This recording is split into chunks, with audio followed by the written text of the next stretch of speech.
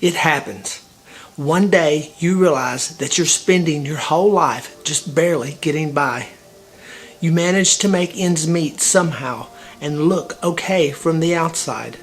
Yet, those moments of desperation, when you feel everything caving in on you, they keep creeping back in.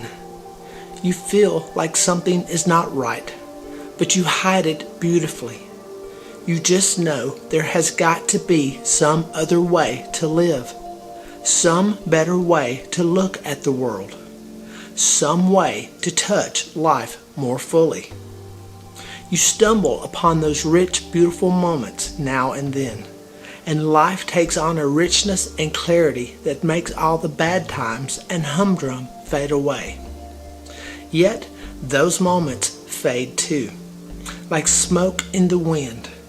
You are left with just a memory. The feeling that something is wrong returns again.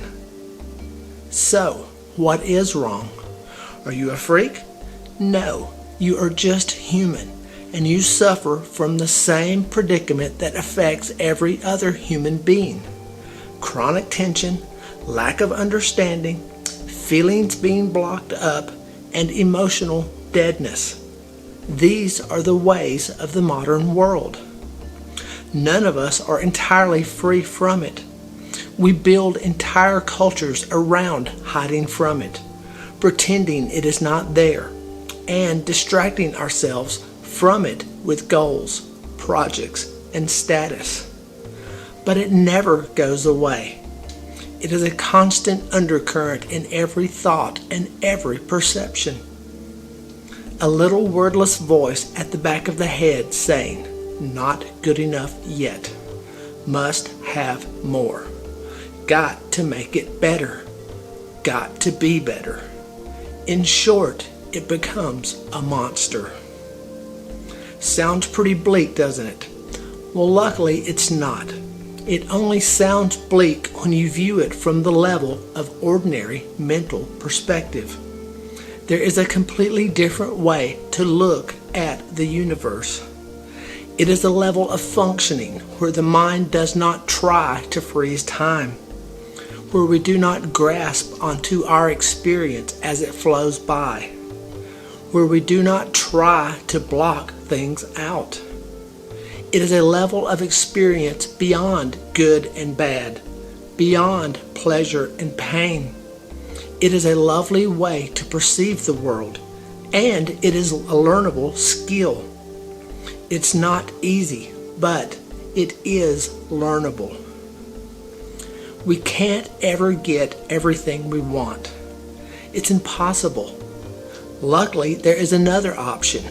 We can learn to control our mind, to step outside of this endless cycle of desire and aversion.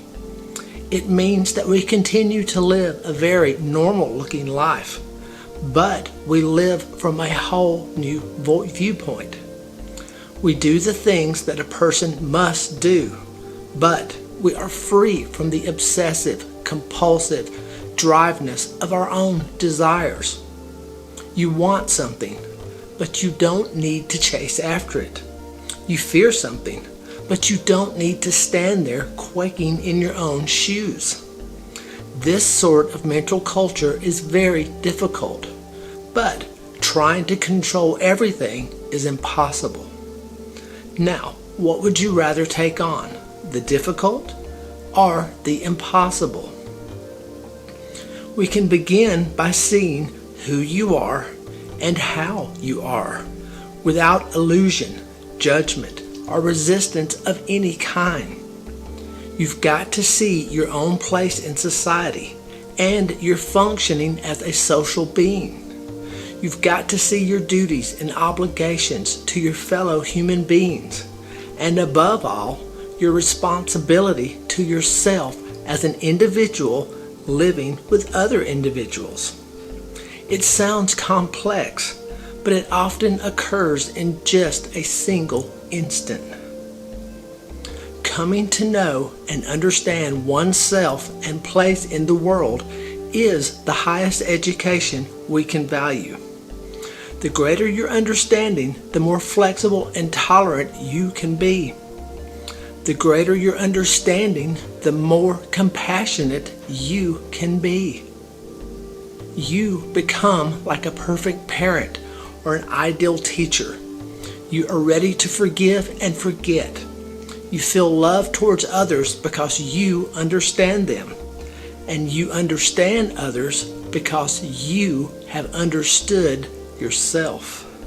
This journey is never easy, but the changes experienced are nothing short of transformational.